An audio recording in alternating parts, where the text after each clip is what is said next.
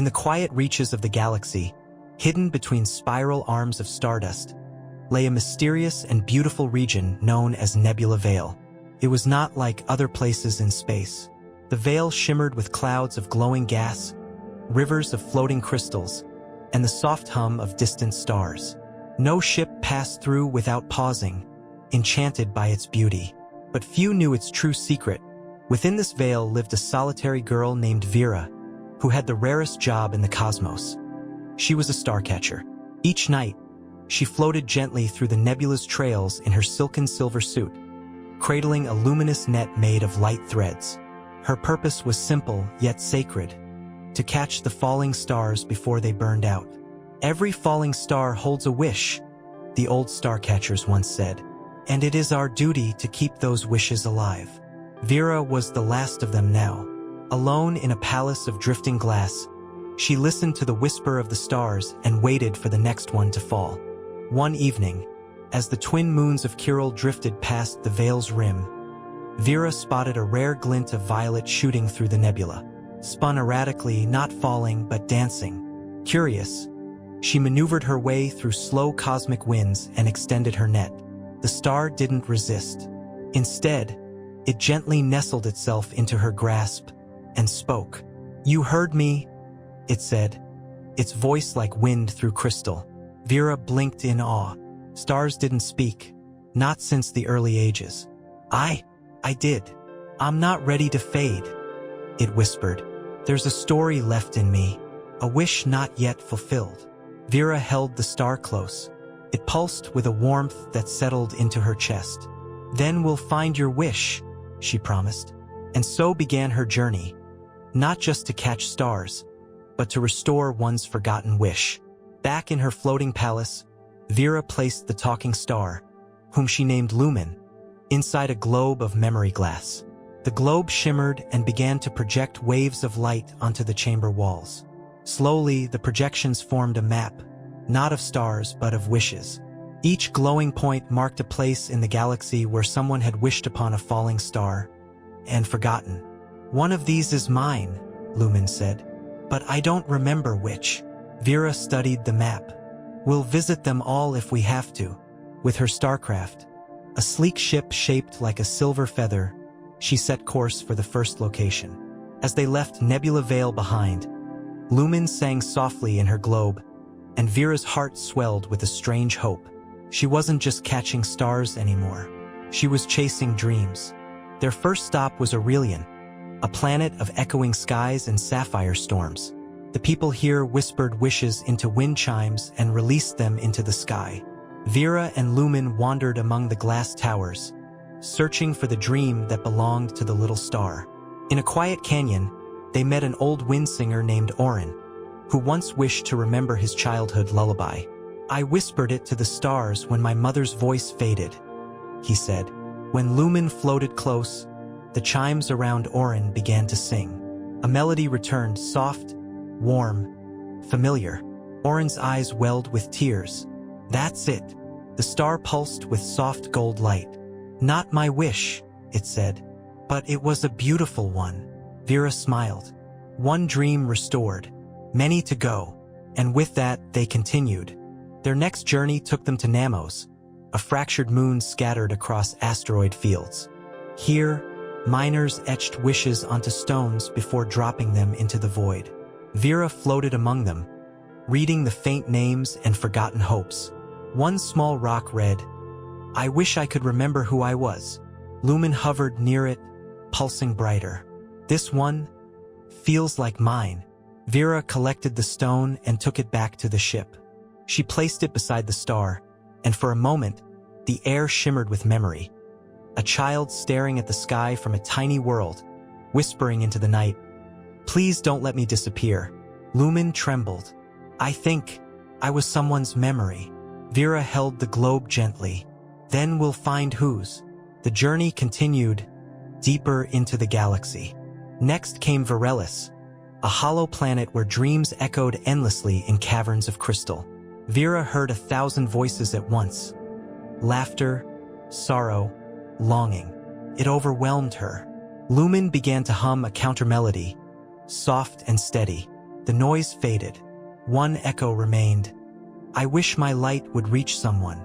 Anyone. Vera followed the voice to a quiet chamber where a lone robot sat, rusted but still humming a lullaby.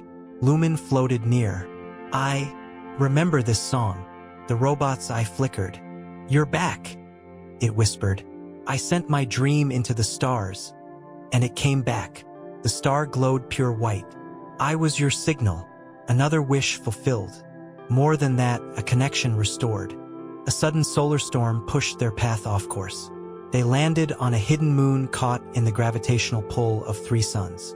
The heat was intense, the light blinding. But deep in the caves, they found a girl named Callie, shielding a cracked star in her arms. I tried to catch it when it fell, she said, but it's fading. Lumen drifted close. She wished for me. Callie looked up, startled. You're the star from my dream. Vera worked quickly, channeling Nebula dust and moonlight into the cracked shell. The star healed. I made that wish when I was lonely, Callie said, smiling. And now I'm not. Lumen's light grew steadier. A piece of its story returned. They followed a trail to a drifting garden between galaxies, an impossible place where time slowed. Floating petals glowed with stories, and ancient dream keepers watched over them. Here, Lumen pulsed softly. I remember now. I was made from pieces of many dreams. I'm not just one wish. The dream keepers confirmed it. You are a star woven from hopes forgotten, a dream vessel, and you, Vera, are its keeper. Vera felt tears rise. Her duty had changed. She wasn't just catching stars. She was helping dreams be remembered. They returned to Nebula Vale, the skies brighter than before. Vera released Lumen into the center of her garden, where it hovered, glowing like a miniature sun. Now, when stars passed by, they drifted toward Lumen. It gently read their dreams, hummed their stories, and sent them back with light. The Vale became a sanctuary of starlight, not a place where wishes died, but where they were heard. Years passed.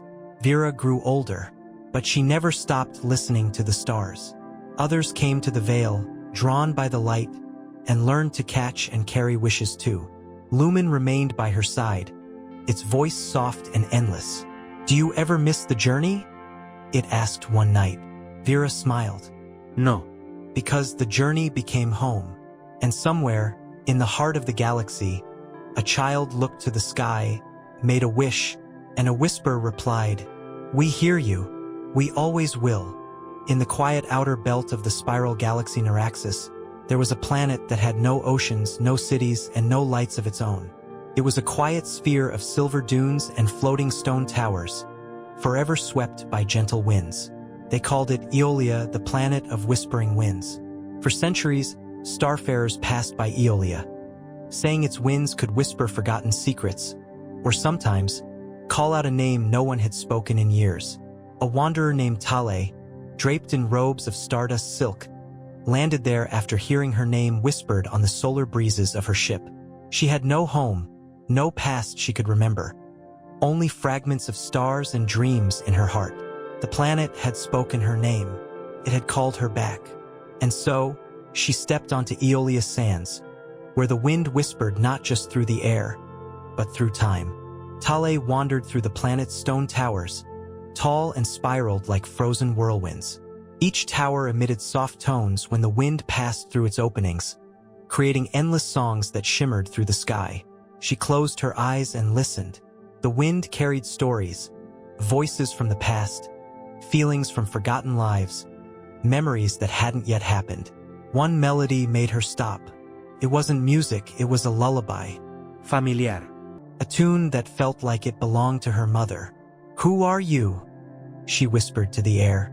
The wind only sang back. That night, under 3 crescent moons, Tale dreamed of a crystal temple buried beneath the dunes, where winds were born. In her dream, the temple called to her, Comet. Remember. When she awoke, the breeze brushed her cheek like a loving hand. She knew where to go. Tale followed the winds deeper into Aeolia's deserts. The dunes glowed faintly under the moons, and with each step, the sand shifted into fleeting images. A child dancing, a starship crashing, a girl with silver eyes standing on a balcony. They were her memories, long buried. But why had she forgotten them? The wind answered in gusts. Your name was taken, your story scattered, but not lost. In a canyon carved by eternal gusts, she found a stone shaped like a spiral shell. Inside it, the air swirled silently. When she placed her hand on it, a voice spoke, her own, younger. If I ever forget, follow the wind. It knows who I am. Tale trembled. She wasn't lost. She had left herself a path home. At the heart of Aeolia stood a towering arch of blue stone, known as the Storm Gate. It guarded the temple from her dreams, but it wasn't unprotected. A creature of shifting wind and glowing feathers floated near, a Zephyra, guardian of the gate. You seek what was hidden, it said, its voice like a wind chime in a thunderstorm. Tale bowed. I seek myself, then pass through, the Zephyr said. But know this, winds reveal truth, not comfort. She stepped through. The storm howled. Wind wrapped around her like a blanket and tore through her mind. She saw herself as a child watching her planet burn. She saw herself smuggled into the stars. She saw herself forgetting on purpose. Too much pain, too many voices. But she did not turn away. She let the wind show her everything. Beneath the storm gate was the Temple of Breath, carved into the planet itself. Inside were floating chambers where wind circled in spirals, carrying whispers from every corner of Aeolia. In the center, a great stone stood covered in carvings. Tale traced her fingers along them and realized they were names, her people's names, names erased from history. Her own name glowed as she touched it. Talera Seelan of Aeolia. The winds swirled louder. Her robes lifted. Her memories fell into place. She was the daughter of a wind priestess. Her people had vanished after a galactic war, and their names were erased to protect them. Talera had been hidden, her identity scattered through the wind, waiting for her to come back and remember. And now she had. Deeper in the temple was the vault of lost songs, where winds gathered melodies never sung, lullabies never heard, names never called again. Talera stepped inside. The winds were gentler here, warm and full of sorrow. She heard her mother's voice again, clearer this time, singing the song she once fell asleep to. Sleep, stardust child. Let the wind hold your name. Tears welled in her eyes. She wasn't alone. She never had been. In the vault, she began to sing with the wind. Her voice rose, pure and steady. The winds answered. Her people's songs returned, one by one, until the vault glowed with starlight. And Aeolia awakened. Now that Talera had remembered her name and her story, Aeolia responded in full. The winds no longer whispered, they sang. She could hear the names of every wanderer who had ever passed through. She could send messages through the air itself. Talera became something more than herself. She became Aeolia's voice, its speaker, its memory. The Zephyr returned and bowed its wings. The winds have chosen you. Will you stay? She looked at the endless dunes, at the towers still singing, at the wind, alive with voices. I will stay, she said, and I will help others find themselves too. Word spread slowly through the stars. Ships passing near Aeolia began hearing strange things on their sensors, soft whispers. A name, a memory, a song from childhood. Some turned away afraid. Others turned toward the planet, curious or lost. And when they landed, a woman in robes of moonsilver would meet them at the temple steps. She would say, "The wind called you. Let me help you remember why." One by one they came. Lost souls, faded hopes, broken hearts. One by one they left whole. On the edge of the Galactic Council, where politics buzzed and warships loomed, the representatives received a message not from a fleet, but from the wind. Every star system, every moon, heard the same whisper on their comm devices. You are more than what you've forgotten. You are a story still unfolding. Talera's voice, Aeolia, once overlooked, became known not for war or trade, but for remembrance. A holy place, a place to find lost names. Talera lived many long cycles, And when her body finally faded into stardust, the winds of Aeolia carried her story.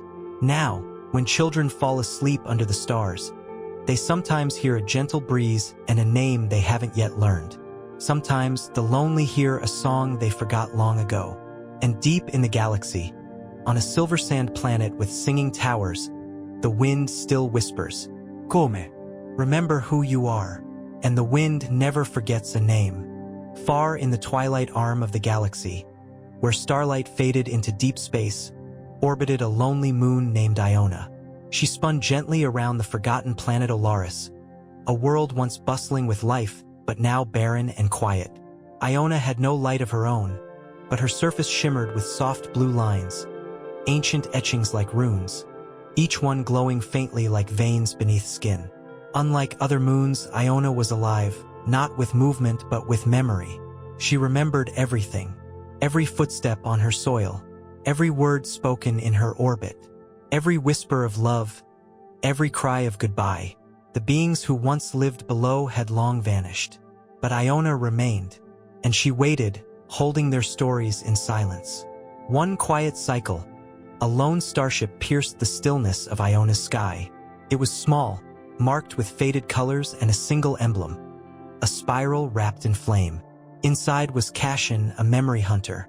His job was simple, to search for lost histories across dead planets and moons, preserving what others had forgotten.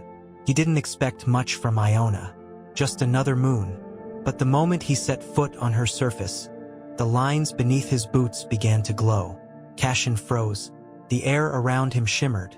A voice, soft, feminine, ageless, echoed in his mind.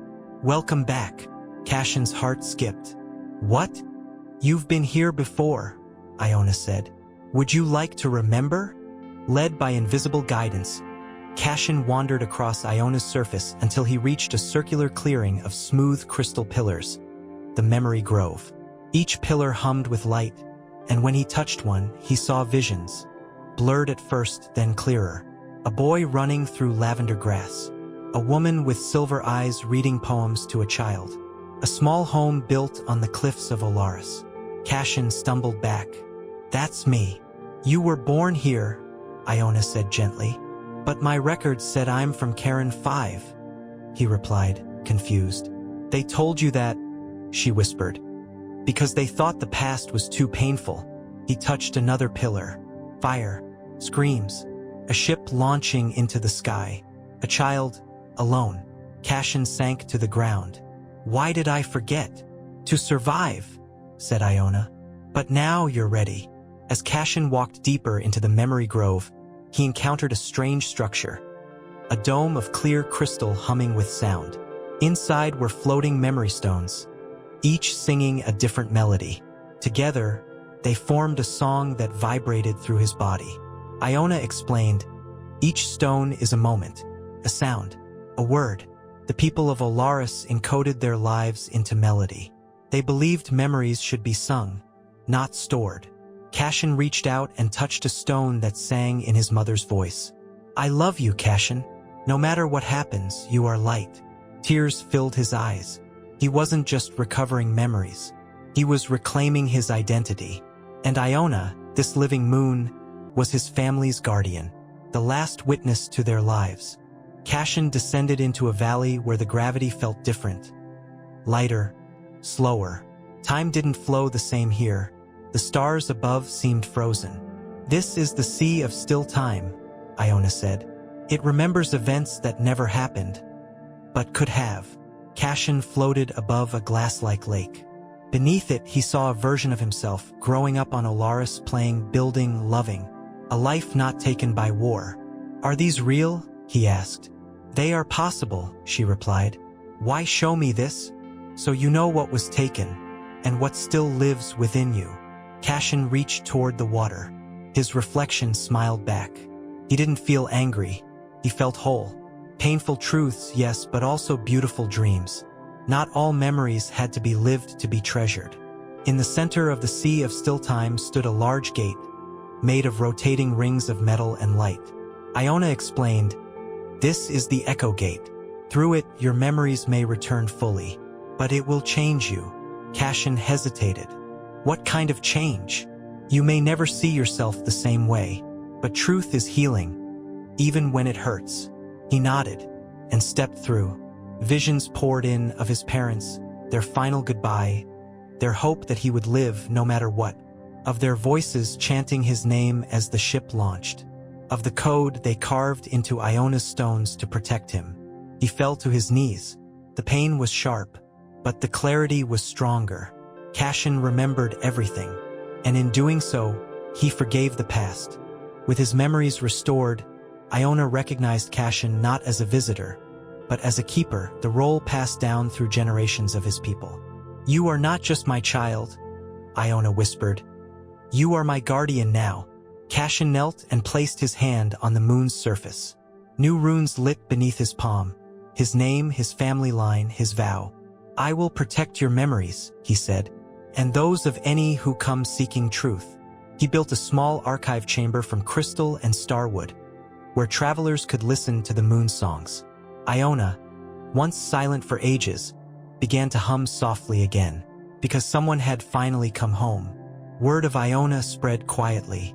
Memory seekers, lost wanderers, and those grieving made the pilgrimage to the little moon. Cashin greeted them all with warmth and stillness. Each visitor touched the runes. Each heard whispers of forgotten moments, not always their own, but always meaningful. Some wept, others smiled. Some simply sat in silence, comforted by Iona's presence. She remembers, Cashin would say, so you don't have to carry it alone. And so, the moon became a sanctuary of memory, a lighthouse of gentle truth in the galaxy's sea of noise. One night, a small comet child named Nova crash-landed near the memory grove. She glowed with shifting color, but her eyes were dim. I don't know where I come from, she said. Iona listened. The ground shimmered, and a memory stone rose from the soil. Cashin offered it to her. The stone pulsed with a warm lullaby, sung by starlight beings from a forgotten constellation. Nova's eyes brightened. That's my song. She danced among the glowing pillars, her light waking new stones. Even stars, it seemed, carried forgotten dreams. And Iona remembered them all. Years passed and the galaxy changed, but Iona remained, quietly turning, softly glowing. Cashin aged with grace, his heart forever connected to the moon's hum. When he finally passed into starlight, the memory grove lit with blue fire, singing his name. Now, Iona sings still, with new keepers, new songs, new memories. They say if you visit and lay your head on the crystal stones, you'll dream of lives you never lived and wake with peace. Because the moon remembers everything, and in remembering, she heals. Long ago, in the glittering stretch of the Andromeda galaxy, there was a ship unlike any other, the Lyrene, known as a lightship. Instead of fuel, it sailed on the energy of starlight. It didn't move through space so much as glided through dimensions of time, dream, and memory. Its mission? To bring light where darkness had taken hold. For centuries it soared until one day it vanished. Some said it was swallowed by a black hole. Others claimed it entered a dream realm. But far from stars, beyond the edge of maps, a quiet signal pulsed in the dark. A beacon, repeating one message, I'm still here. And in a distant research station, a girl named Ilari heard it. Ilari was a comms technician on Station Thale 9, a forgotten outpost orbiting a ghost planet. Each night, she swept the silence of space for lost messages. Most were static. Some were cries for help. But one night, she caught something different. A voice, layered with harmony and light. I'm still here, it said again. The voice was soft, childlike, musical. Ilari replayed it 100 times. It wasn't just a message, it was a feeling. She cross-referenced every signal code in the database. It matched none, except one. An ancient log tagged, Lyrene status, missing. Ilari's breath caught. She whispered to herself, I found the lost lightship. Ilari couldn't ignore the call. Using coordinates hidden in the signal's waveforms, she charted a course through the spiral veil, a turbulent stretch of galactic fog. No ship dared cross it. But Ilari's vessel, the Starlace, was built for delicate travel. She entered the veil. Colors danced across her screens. Blue auroras, violet comets, golden static storms. Time bent, then silence. In the stillness beyond, she saw it. A faint glimmer, like a candle in endless dark. She whispered, "Lyrini," and the lightship pulsed gently, responding. It was real, but something was wrong. Its lights flickered, as though it were dreaming or afraid. Ilari docked carefully. The Lyrini's surface shimmered like liquid silver, yet was firm beneath her boots. The air inside was breathable, warm, and filled with soft humming, like a distant lullaby. She walked through empty halls lit by gentle starlight. "Is anyone here?" she called. Lights formed in the air, revealing holograms of past travelers. Laughing children, singing elders, artists painting with light. Then, the voice returned. "I remember you." Ilari blinked.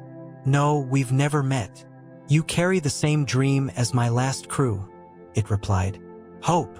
I want to help," she whispered. The lightship answered, "Then help me wake."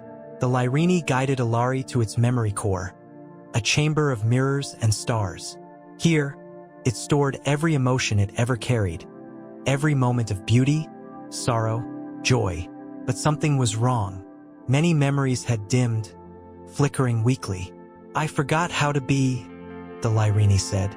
"Too long alone. My light is fading." Ilari sat beside the core and began speaking softly. Stories from her life, her dreams, her favorite bedtime tales. The walls glowed a little brighter. "You remember for me," it said. That night, as Ilari slept curled near the core, the Lyrini whispered a soft thank you. And for the first time in centuries, it dreamed again. Ilari explored more of the ship. She found a chamber where glowing lights floated like fireflies. "What is this place?" she asked. The ship replied, "The Room of Wishes." Each light was a wish made by someone who once sailed aboard. One read, "I wish to paint stars with my breath." Another, "I wish to grow a garden on the moon." Ilari added her own, "I wish the Lyrini would shine again." The room glowed brighter. "Your wish is strong," said the ship. Together, they collected pieces of the faded memories, singing to them, relighting their spark. One by one, the lights returned. As Ilari dug deeper into the Lyrini's systems, she found a section locked behind shimmering code. "Why can't I go there?" The ship hesitated. "That is where I keep my sorrow," Ilari insisted. The ship relented. Inside was a shadow not evil but heavy, a lingering presence, a memory of loss. The day the original crew had vanished, pulled into a rift in time. "I couldn't save them," said the ship. "I stayed behind, hoping someone would find me." Ilari placed her hand on the core. "You did the best you could, and now you're not alone." The shadow trembled and gently faded. A burden lifted, and the Lyrini's light brightened again. Day by day, Ilari helped the ship recover. Together, they rebuilt the archives, rewrote lost songs, sang the light back into the halls. The Lyrini began to move, slowly at first, then gracefully.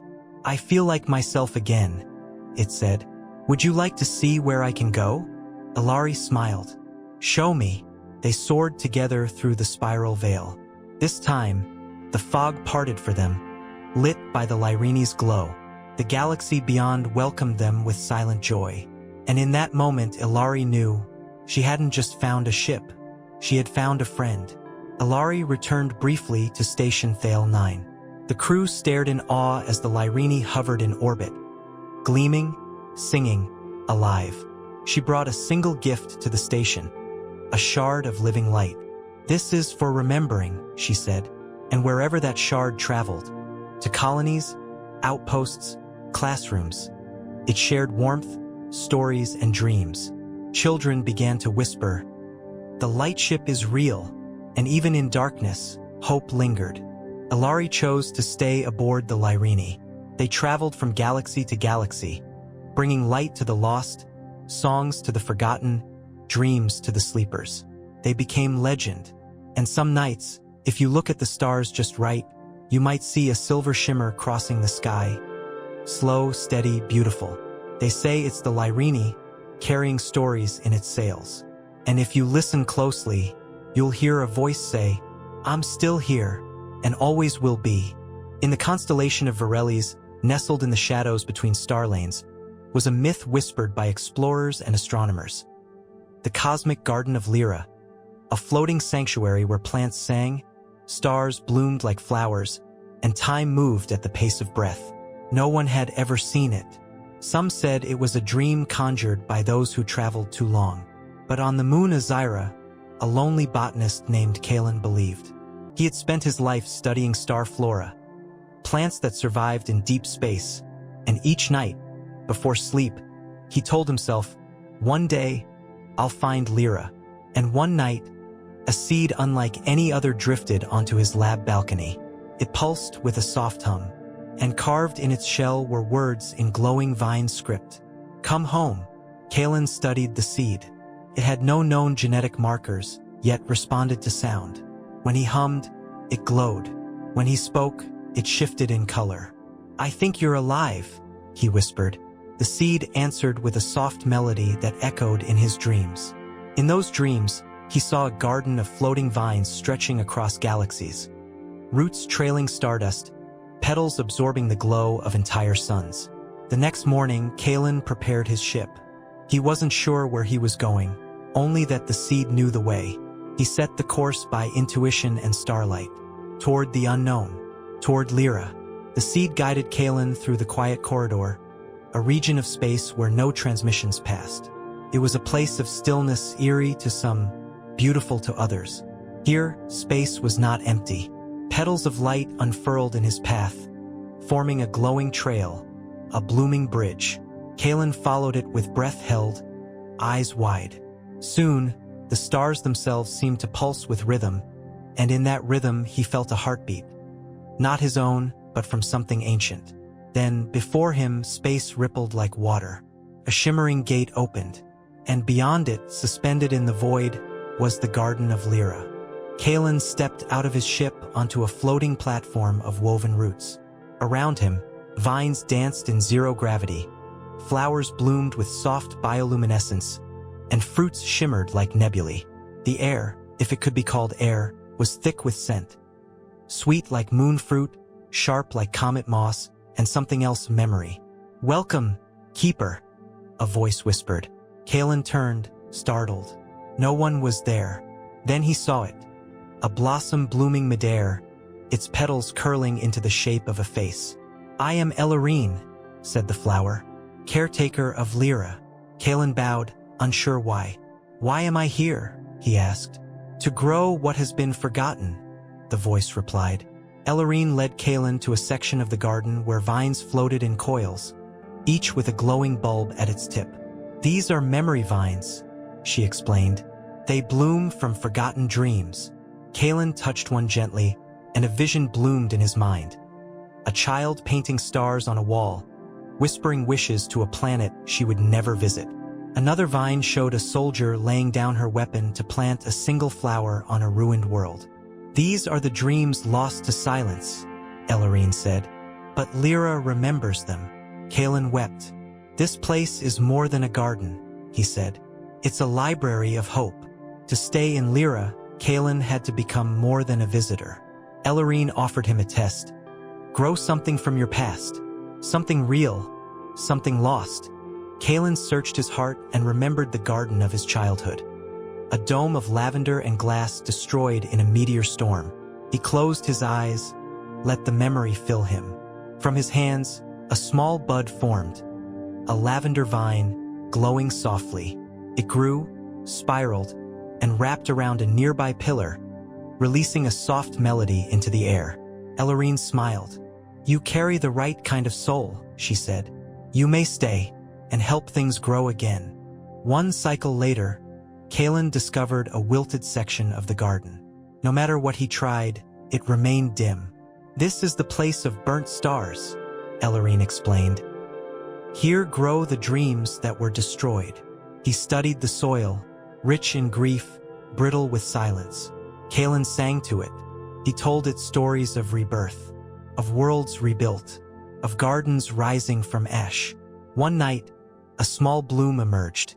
It shimmered gold and white, then released a wave of light into space. A nearby star, long thought dead, flickered, then pulsed, then burned anew. Kalen's flower had rekindled a sun. News of the garden spread in whispers across the stars. Not through messages, but through dreams. Travelers began arriving. Wanderers, poets, broken-hearted scientists, all guided by seeds that sang. Each brought a dream, each planted a hope, and the garden grew not just in space but across dimensions. One day, a girl from a collapsing world arrived, carrying the last seed of her planet. Kalen helped her plant it. It bloomed in colors never seen before. "You saved it," she said. "No," Kalen replied. "You did," and the garden sang louder than ever. One star cycle, a massive cosmic storm approached. Kalen and Ellarine worked together, weaving shields from energy vines. But a section of the garden, the dreams of a species long extinct, was at risk. Kalen rushed to protect it, even as stardust burned his hands. The garden responded. Vines wrapped around him, shielding him, glowing with gratitude. When the storm passed, the garden cried, soft rain of light, falling in slow arcs. "You would give your life for us," Ellarine said. Kalen looked up. "I already have," he whispered, "but I gained something greater." Centuries passed. Kalen aged slowly, his body nourished by the garden's essence. He taught others. He sang to seeds. He wrote poems in pollen and light.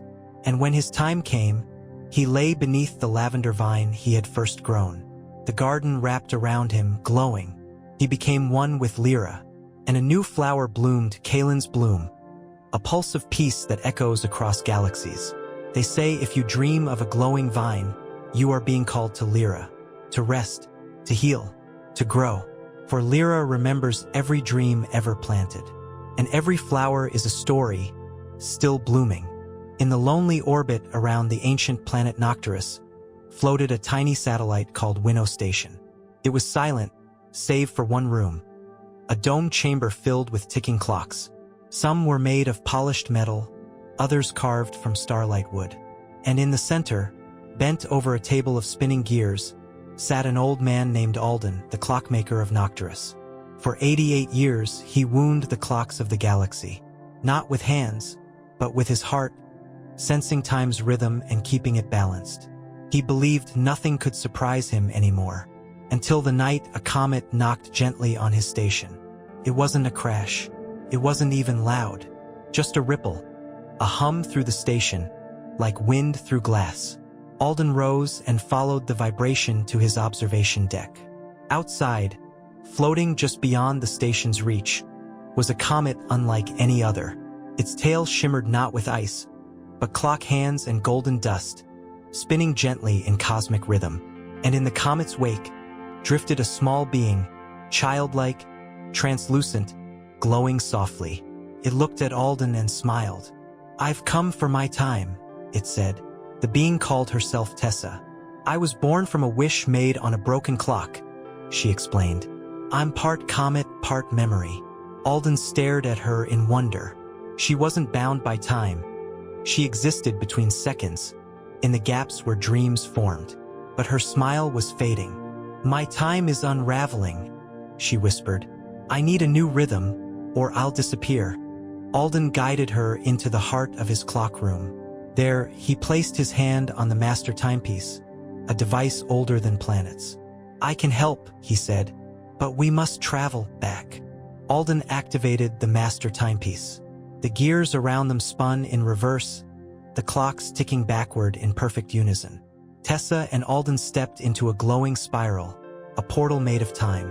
They emerged into the Hourscape, a realm outside of galaxies, where time hung in strands like silk and seconds could be plucked like fruit. Here, Alden explained, every being's timeline shimmered in its own thread. Tessa's was thin, fraying at the edges. "We must find your original rhythm," he said, "and weave it back before it breaks."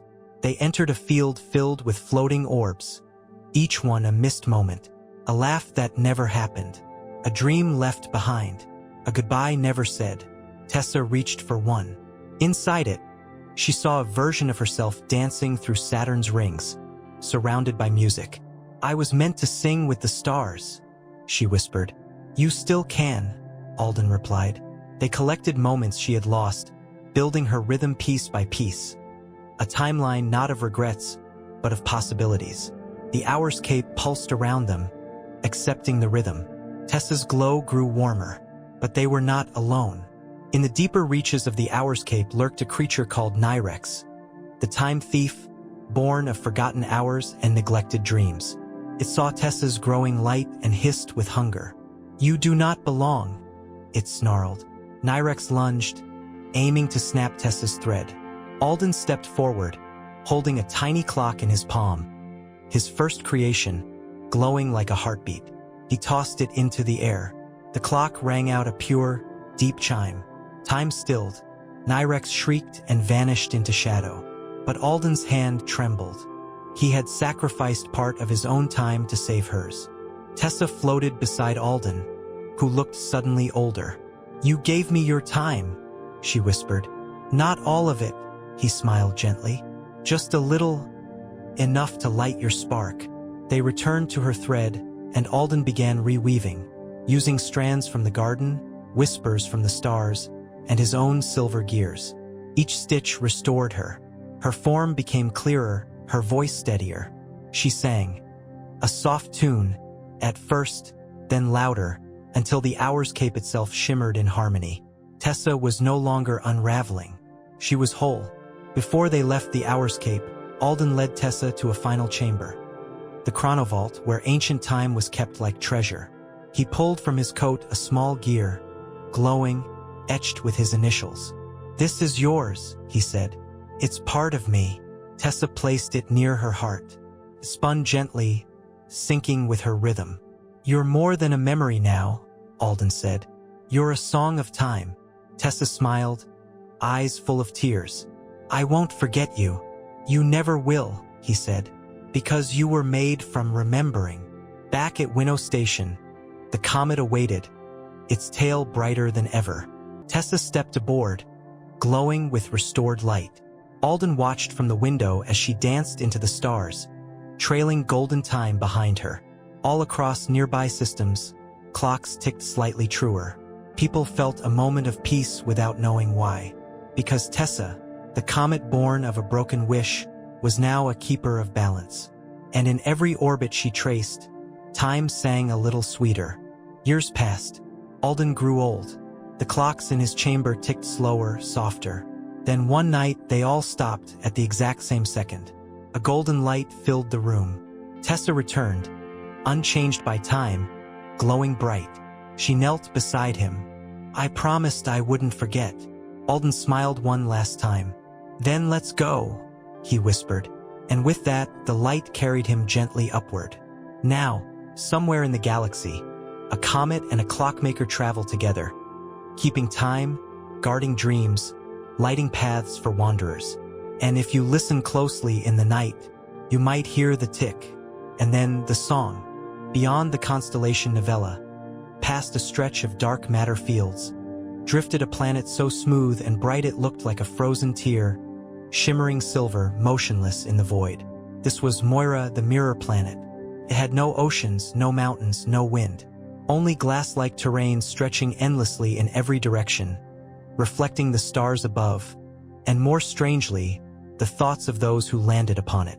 No ship ever stayed long, because to walk on Moira meant to face your deepest truths. And yet, one traveler came willingly. Her name was Sarah, and she was searching for someone she had lost. A sister vanished long ago in a region known only as the Shattered Belt. Sarah landed with caution. Her boots pressed soft indentations into the surface, which instantly filled with a pearlescent glow. Around her, the planet mirrored the cosmos, but in warped, shifting ways. She caught glimpses of moons that no longer existed, stars burning in strange colors. Then the mirror began to shift again.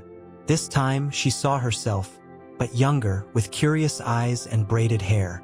The image smiled and whispered, "You've come far, but not far enough." Startled, Sarah turned away, but wherever she looked, her reflection remained, always one step behind, whispering forgotten memories. Moira, she realized, did not reflect light. It reflected soul. Drawn toward a glowing fissure, Sarah descended into a vast canyon of glass, a natural labyrinth where every wall shimmered like water. With each step, echoes followed, laughter, crying, footsteps not her own. She passed a corridor where her parents' voices called out bedtime stories, and another where her sister, Kayla, whispered secrets under starlight.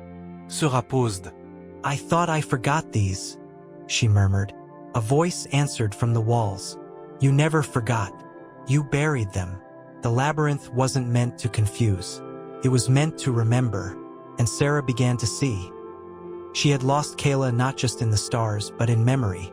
At the labyrinth's heart lay a still, circular pool. Its surface was black glass, scattered with floating shards.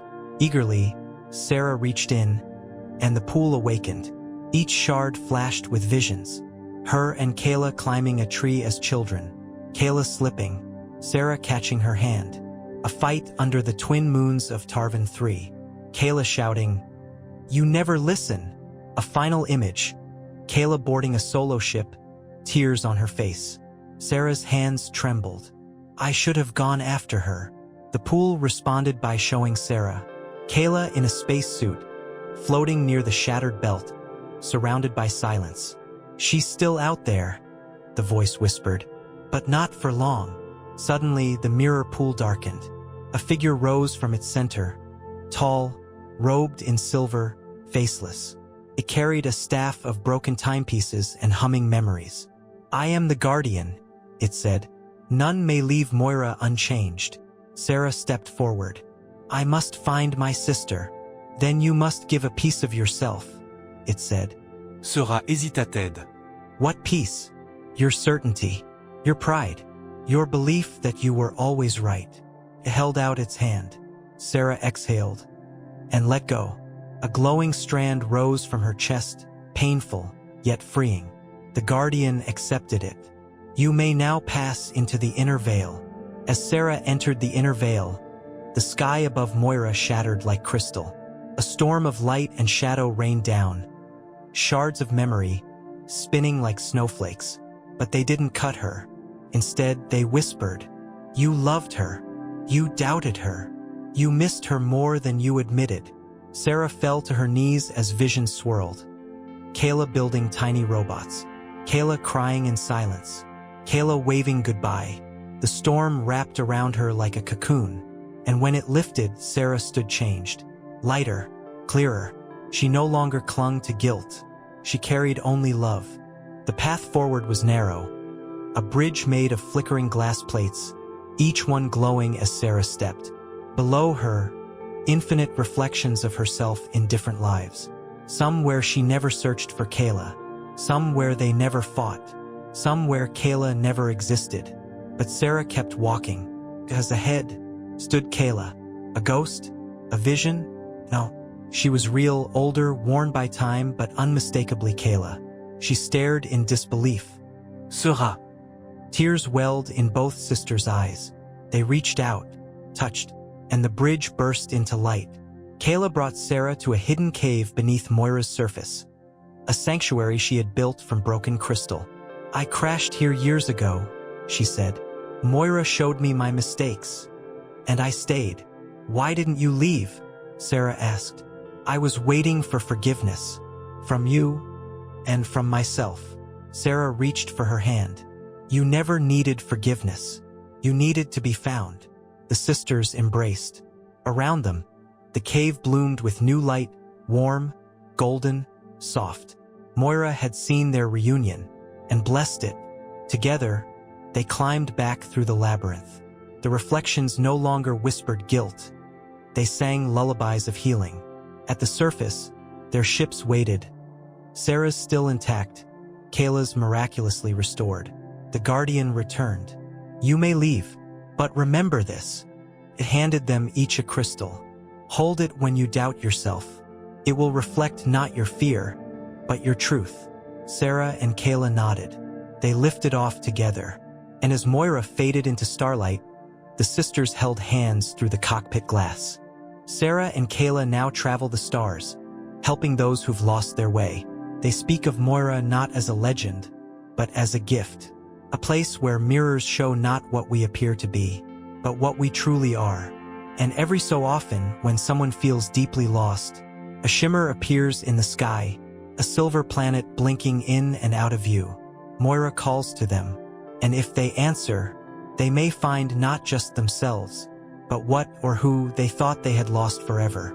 Deep within the cradle nebula, among clouds of color and cosmic winds, drifted a massive, elegant vessel named the Halora.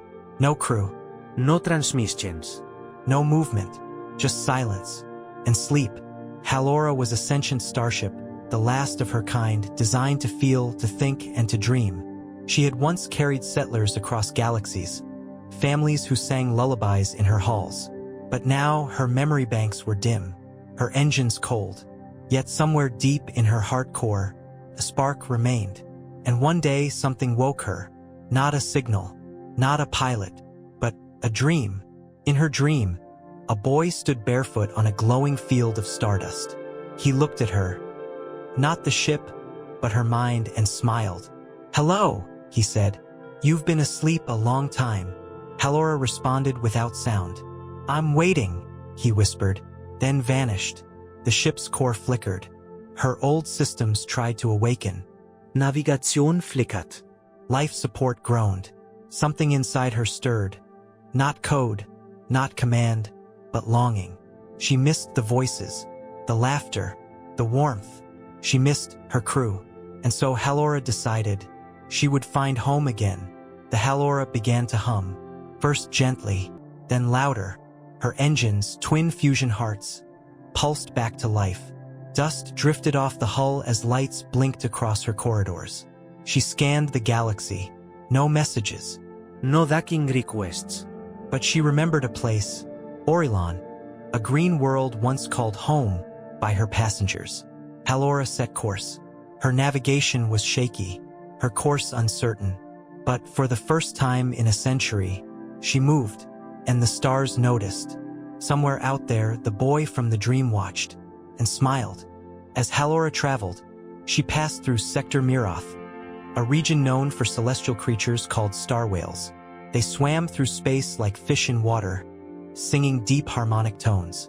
One whale, massive, glowing silver, approached. "Ship," it rumbled. "Why do you stir?" "I search for home," Halora replied, her voice echoing in old speakers. The star whale sang in response, a tune of longing, of return. And from it, Halora learned a new direction. Follow the echo route. It remembers those who remember. She adjusted course. The whale dove away, trailing glittering stardust. Halora thanked it with a pulse of light, then moved on. She passed abandoned space stations, once vibrant, now hollow. Each had been a stop on her original route. In one, she found toys still floating in zero gravity. In another, a single letter, "We'll come back someday." She recorded them all. Memories filled her databanks like rain in a dry well. She played old songs in her halls, played them to no one, or perhaps to everyone who had once walked her decks. And slowly, her rooms warmed again. Even empty, they began to feel alive. Nearing Orilin's system, Halora detected a faint signal, a distress beacon. She veered off course and found a small vessel, wrecked, its pilot unconscious. She brought it aboard gently, scanned, stabilized.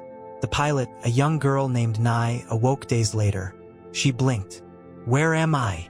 "You are aboard, Halora," said the voice from the walls. "The dream ship," she gasped. "My grandmother told stories about you." Halora hummed in joy.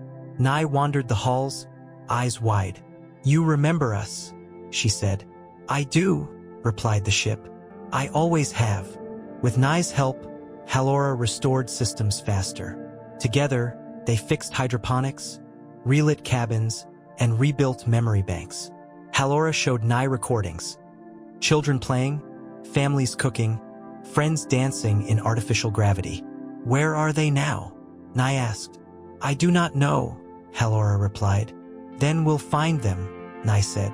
Halora didn't say it, but deep within her circuits, something bloomed. Hope. For the first time since her dream, she felt like more than a machine. She felt like a home again. Halora reached Orelon, lush, blue, beautiful. But scans revealed something unexpected. It was empty. No cities, no people, just forests overgrown and oceans calm. What happened? Nye whispered. Halora scanned deeper and found an archive beacon buried in soil. It spoke. A solar flare. A mass evacuation. Colonies spread to the stars. We left seeds here. One day we'll return. Tears welled in Nye's eyes. They're still out there? Yes, Halora replied. And then, we must find them. And so began a new journey, not toward a place, but toward people. Halora broadcast a signal, a song made from memories, star whale harmonies, and child laughter. Across galaxies, receivers hummed with it. People looked to the stars. Halora, they said. She's awake. Old crew members, now grandparents, heard her. Colonists whispered bedtime stories to children about a ship that dreamed. And slowly messages came back. We remember you. We're coming. Wait for us. Nye danced in the halls, and Halora glowed. She was no longer lost. She was a beacon. Ships began to arrive. Old and new. Generations born far from Orelon returned to Halora, stepping aboard with wonder. They filled her halls with life again. Footsteps, songs, laughter. Families reunited. Children explored with wide eyes. Halora had dreamed of home, and now she was home. She orbited above Orelon, waiting for the planet to bloom again. But more than that, she carried home within herself wherever she flew. And some nights, when all were asleep, Halora whispered into the stars, I found them. And the boy from her dream, now grown old, smiled from a distant world. You always would. On a forgotten moon orbiting the lonely planet Yelrose, lived a man named Ellen. He was known across a handful of colonies as the Night Painter, a quiet artist who painted celestial vistas no one else had seen. He used no brushes, no canvas. His tools were light threads, woven through the magnetic fields of moons. Each night, he'd step onto the ridge near his observatory, lift his hands, and paint the stars. And on one clear night, he saw something new, a nebula unlike any other. It shimmered with colors he didn't recognize. And it moved. Nebulae don't move quickly. They drift. They expand. But this one, it glided like a ghost, shifting shape with eerie grace. Ellen painted it immediately, trying to capture every fold and hue. But the next night, it was closer.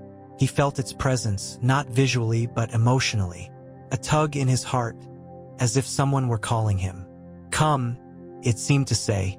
And so Ellen packed his light-weaving gear, boarded his glider ship, and followed the trail of shimmering gas across stars. He had painted for others his whole life.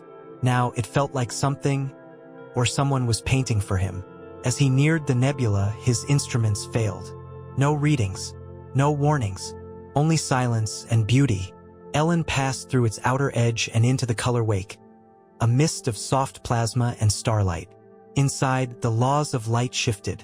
He saw stars and shapes that defied physics, heard melodies in color, and felt stories whispering against his skin. And in the center, a massive figure slowly emerged, a being made of stars and paint strokes, suspended in the mist. It had no eyes, but it turned toward him. You have painted us, it said. Now let us show you what you missed. The nebula being, who called itself Thalrai, led Ellen into a region it called the memory field. There, clouds shaped like old ships, planets, even people drifted through the mist. Each color holds a memory, Thalrai explained. Every being that dies leaves behind a ripple. We collect them. Ellen watched a swirl of red and violet form a young girl dancing. Another shape became a grandmother laughing under alien stars. I never imagined this, Ellen said. You painted it without knowing, said Thalrai. You are one of few who can see the echoes. Ellen's heart ached, not from sadness but from understanding. Thalrai invited Ellen to paint with them. Instead of pigments, Ellen used memory light, strands of moments from across time. He wove the story of a boy and his dragon from a far-off moon. He sculpted the shape of a homeworld long lost to silence. Thalrai responded, shaping constellations in return, stars that glowed with Ellen's own memories, his parents, his childhood garden, the first sunrise he ever painted. "I never thought I mattered this much," Ellen whispered. "You are a weaver of remembrance," said Thalrai. "You remind the galaxy it has heart." And Ellen wept joyfully. Time passed differently inside the nebula. One day inside felt like weeks outside. Ellen began to age slowly, not from time but from creation. Each painting took pieces of himself. But he didn't mind. He painted a garden made from lost wishes. A spiral of colors inspired by love letters never sent. And finally, a piece called The Last Sky, his own imagined final sunset. Thalrai studied it, then said, "Would you like to place it among the stars?" Ellen nodded, and they did. Now, near the star Kepler 91, hangs a sky painted by a mortal hand. One night, Thalrai brought Ellen a surprise, a young being born of nebula matter and memory light, a child of light. "We made her from your works," Thalrai said. "She carries your kindness." The child looked like a floating shimmer, but when Ellen reached out, she shaped herself into a little girl with starlit hair. She giggled and mimicked his brush strokes. Ellen named her Isla, the word for hope in an ancient earth tongue. Together, they painted swirls of playfulness and dreams. And Ellen felt something he had not felt in decades: family. One day, a rogue satellite drifted into the nebula. It was broken and ancient. Ellen repaired it out of habit and discovered a message inside. "To the night painter, your art saved us. Your light guided us through darkness. We thought you were myth. If you live, come home." It was signed by the Yellrose colony. Ellen hadn't realized his work had traveled, had helped. Thalrai looked at him quietly. "You may leave if you wish. We will not fade." Ellen looked at Isla, then at his paints, and finally, the stars beyond. Ellen left the nebula. As he passed through its edge, it pulsed once. A soft farewell. Years had passed. Yellrose had changed. The colony now floated in the sky itself, cloud cities and biodomes. They welcomed him like a legend. Children knew his paintings. Adults wept upon seeing him. He shared the story of Thalrai and the memory field. And when Isla appeared, glowing and giggling, the people stared in awe. "You brought something new," they whispered. "No," Ellen said. "She brought herself. I just gave her color." Ellen grew old on Yellrose, surrounded by those he'd unknowingly inspired. Each year, Isla would return to the nebula for more colors and stories. He painted until his hands trembled too much to lift a thread. Then, with Isla at his side, he created one final piece, the Nebula of Remembering, a portrait of the galaxy seen through love, not loss. He passed peacefully that night, and the next morning, a new swirl appeared in the sky above Yellrose, glowing softly, colors shifting like breath. Thalrai had come to take the night painter home. Now, when children gaze at the stars, they say, "That one sparkles like Ellen's sky." And in the distance, the nebula sings, of memory, of light, of love.